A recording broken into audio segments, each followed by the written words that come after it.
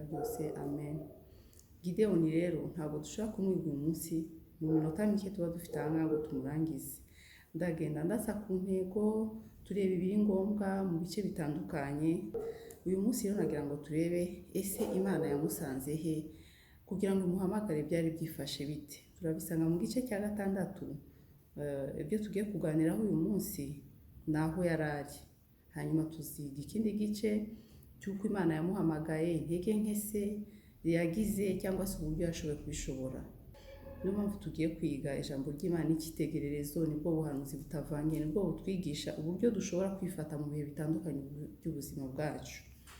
Ndahera rero ku murongo wa mbere nk'uko nabibabwiye mu gice cya 6. Umutwe w'amagambo uravuga ngo Abisirayeli baneshwa n'Abamidiyani, Uwiteka ababwira impamvu.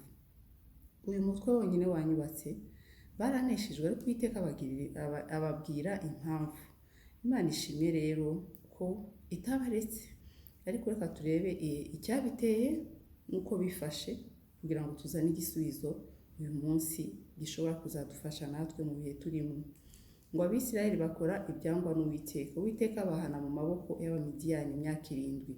Ni ukuvuga ngo bongeye gukora nk'uko bari basanzwe babikora. Kenshi bakoraga ibyaha bakava ku Mana, ariko ngo icyatumye baterwa kuri umurongo wa mbere nyine nuko bavuye ku Uwiteka bakora ibyangwa nawe, hanyuma bibatera kugira gute?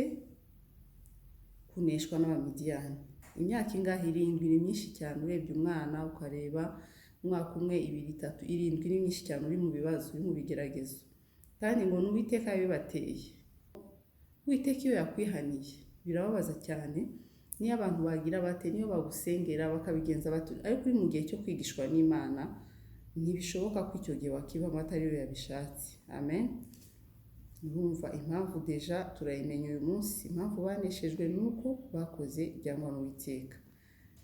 Hanyuma rero ingaruka zo gukora ibyangwa n'Uwiteka niyo myaka 7 uko byagenze. Umurongo wa 2, nuko Abamidiyani banesha Abisirayeli, batera Abisirayeli gushaka aho kwihisha mu bihanamanga byo mu misozi no mu buvumo no mu bihome. Ingaruka bagize nuko bahunze. Icya kabiri, bajya kwihisha. Ushobora guhunga ariko ntiwihishe, ukagira uburenganzira bwo gusohoka, gusurwa n'abantu, ariko batewe n'ikindi kintu cyitwa kwihisha. Uvuga ngo ntibasohokaga, barebaga uburyo basohoka ku buryo badahura n'abanzi babo. Hanyuma ingaruka ya 3 bagize, umurongo wa 3, ngo kandi Abisirayeli barangizaga kubiba Abamidiyani bakazamukana n'Abameleki. Noneho ntibari Abamidiyani gusa, ibyabateraga bigwiza imbaraga ngo n'ab'iburasirazuba. Ni ukuvuga ngo hakaza asosiyasiyo y'ibigeragezo biza. Uyu munsi twabyigiraho iki twebwe, njye nawe muri kino gihe? Nuko kureka Imana bishobora kukugiraho ingaruka mu buzima bwawe. Iyo igufitiye umugambi, cyane cyane ifite ahantu ishaka kukugeza, hari icyo ishaka kugucuramo, hari ubwo ugira ibigeragezo nawe ubwawe ukareba ukavuga uti ibi bintu nta handi biturutse, nuko naretse Uwiteka. Ibigeragezo cyangwa se guterwa, guhunga, kuba mu buvumo. Icya kabiri, ngo barazaga bakabasanga bakabambura ibyabo bakagandikayo. Ni ukuvuga ngo Abamidiyani n'Abameleki imbaraga zikihuza, hakaza asosiyasiyo y'ibibazo bikagwira. Bivuga ngo bategerezaga muri make, bageze kwimbura, bageze gutangira kurya ibyabo, hakaza umwuka ubijyana. Uwo n'umwuka w'Umidiyani n'Ubumeleki ndetse ngo n'ab'iburasirazuba. Ndashaka kubwira umuntu arimo kundeba uyu munsi, niba warakoze ibyangwa n'Uwiteka ushobora kugira ingaruka nk'izi, ukamburwa ibyabo.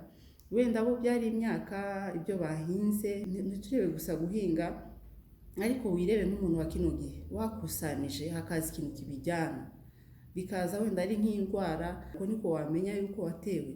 Birakwiriye rero ko ibyo ukora byangwa n'Uwiteka ubihagarika, kuko Uwiteka aragukunda. Ntabwo Imana yaguhomba, yaragukunze, yaraguhamagaye.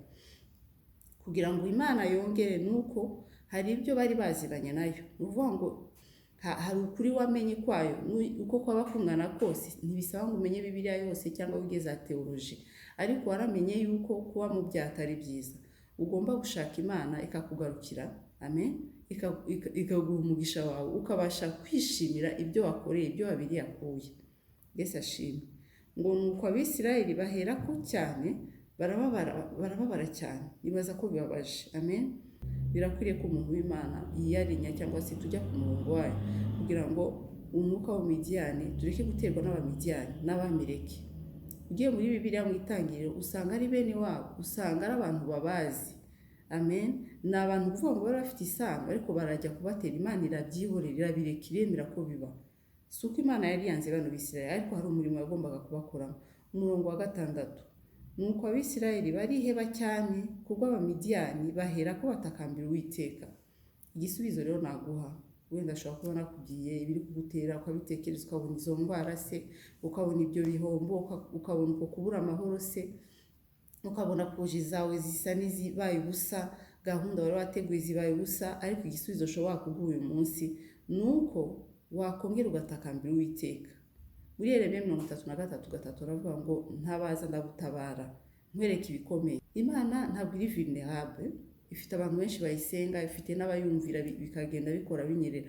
Ariko nibikubwiye umunsi ngo ntabaza, Yeremiya 33:3, nuko igukunda, nuko ishaka ko uba umwana we uguwe neza. Twe turabanyamugisha, guhunga n'umuvumo, kwamburwa no gutakaza n'umuvumo. Si ikibazo cy'ibyo twunguka dushobora kubara twavuga ngo biruta runaka cyangwa runaka, ariko ukuri kose umunyamugisha. Icyo usabwa ni iki? Nuko Imana wakongera kandi ukayigarukira utakambira Uwiteka.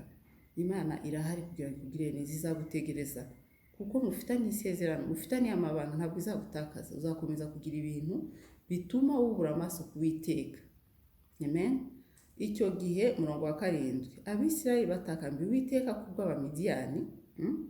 Hari abantu batazi gutakambira Imana kubw'ibibazo bafite. Hari n'abantu batazi kwitekerezaho, ahubwo uko Abamidiyani bakomeza kuba benshi niko akomeza kwiyahura, akomeza kujya habi. Uyu munsi rero uhagarike kujya aho hantu, ahubwo ushaka Imana niyo buhungiro bwawe, uyuburira amaso. Igihe umaze ukoresha imbaraga urwana nawe ujya mu buvumo uvayo ugaruka, uyu munsi ushake solution yindi yo kugerageza Imana mu kwishaka. Umurongo wa 8, Uwiteka batumaho umuhanuzi arababwira ati, Uwiteka Imana y'Abisirayeli ivuze iti, nabakuye muri Egiputa no mu nzu y'uburetwa, nuko mbakiza amaboko y'Abanyegiputa, amaboko y'ababarenganyaga bose, mbirukana imbere yanyu, mbaha igihugu. Ndababwira nti, Uwiteka Imana yanyu, mwe kubaha imana z'Abamori bene iki gihugu murimo, ariko mwanga kunyumvira. Imana yabatumyeho umuhanuzi. Imana rero ntizakureka. Umuhanuzi uyu munsi ushobora kuba ari iyi video, umuhanuzi uyu munsi ushobora kuba n'umuntu w'umwuka guhagaze imbere, umuyobozi wawe ahantu usengera. Amen. Uyu munsi nagira ngo bishire mu mutima wawe, kuko ukuri wakumenye ngo nabakuye ahantu, hari ahantu Imana yagukuye yakwiyerekeye. Twe dushobora kuvuga, ariko rimwe Imana niba warigeze kuyisogongera ukamenya kwigira neza, ndakwinginze ngo ureke gukomeza kwamburwa ureba utakaza, ureba uceceka, wirirwa umuhanuzi w'uyu munsi Imana igutumyeho ntabwo ari uyu. Ariko Imana iravuga kuri aya mavideo dukora, abakozi b'Imana batandukanye babwiriza bakabwira abantu muve mu byaha. Ririya jwi wumva kumva riragukomangaye, ngiye mu mutima wawe, niwe muhanuzi wawe uyu munsi. Iyi video ishobora gushira cyangwa mega zikagushira, ariko uzagumane igitekerezo cy'Imana muri wowe. Ese Imana itekereza ite muri ibintu bihendimo? Hari ibintu bitubaho ukibaza impamvu, ukavuga kuko ibi bintu bibaho. Turakwiriye guhagarika kuba abantu bareba ibintu hejuru babirengana bakomeza, ariko ibindi bitari by'Imana cyangwa se ibindi tukiga kurwana nabyo tugahatana, ariko ntibibaze des questions, kubera iki iyi situation imeze gutya, kubera iki bino bihe bikomeza kugaruka bigaruka.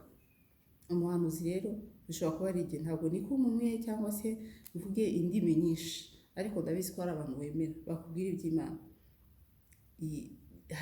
Hari inyota ufite gushaka Imana uyu munsi, nagira ngo ukomerezaho, kuko hari ibyo Imana yakoze. Imana hano yabasubiremo ubuhamya bwarabwiye ati, nabakuye aha mbageza aha bigenda bitya, ariko ndababwira ukuntu mureke kuramya izo mana z'ibigirwamana, izo mu banyamahanga, mureke kuramya imana z'Abamori. Bari impunzi ahantu, ariko batangira kwibagira Imana yabo, ibyo yabakoreye muri Egiputa, batangira kuramya iki? Ibindi bigirwamana. Uwiteka dutabare. Kuramya ibigirwamana ni ikintu cyose ushobora kwimika kigatuma Imana itakigira place cyangwa se umwanya mu mutima wawe, usigaye ugipfukamira, usigaye ukiramya, bityo kikakuvana ku bushake bw'Imana, bityo kikakuvana icyo Imana igushaka. Icyo nicyo kigirwamana. Uyu munsi ukimure icyaho urakizi, wo kugira ngo ukomeze kuguma mu buvumo, uhunga, wihisha, uba mu bihe bibi. Imana irashaka ko wihana. Aho rero niho Imana yasanze Gideon imutuma ku Bisirayeli. ariko igihugu yari arimo nicyo. Uyu munsi Gideon ntahari, ariko hari Yesu Kristo, arahari nk'umucunguzi, arahari nk'umuhanuzi uruta abandi bahanuzi bose. Arahari, avugira mu bantu, avugira mu bintu, avugira mu byo ureba, mu byo wumva. Amen. Kuko kera abantu bumvaga inkuru bakizera, ko kwizera kuzana no kumva. Imana iguhe umugisha rero ko wumvise uyu munsi. Ingaruka zo kureka cyangwa se gukora ibyangwa n'Uwiteka zikuveho uyu munsi. Ndasenga kugira ngo Abameleki n'Abamidiyani association yo kurwanya bikurweho, ariko ubone Imana. Ariko byose biranyura mu gisubizo cyitwa gutakambira Uwiteka no kureka ibigirwamana. Reka dusenge. Mwami Imana, urakoze kuduhaye umwanya wo kutwereka uburyo wabwiye Abisirayeli wasanze. Ahari ni twebwe uyu munsi wasanze mu byaha, urabigarurira.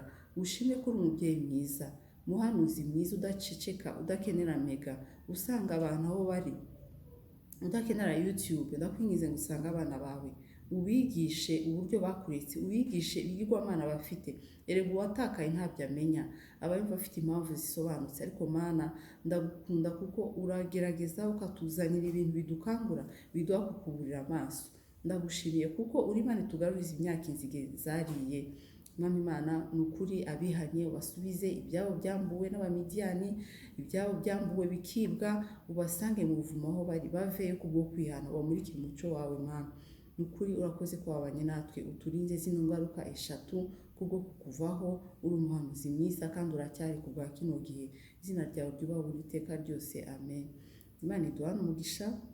Ndikumva hari umuntu agiye kwihana, ndikumva hari umuntu agiye kureka kuramya ibigirwamana, ave mu buvumo, ave mu kwihisha, ave mu gutakaza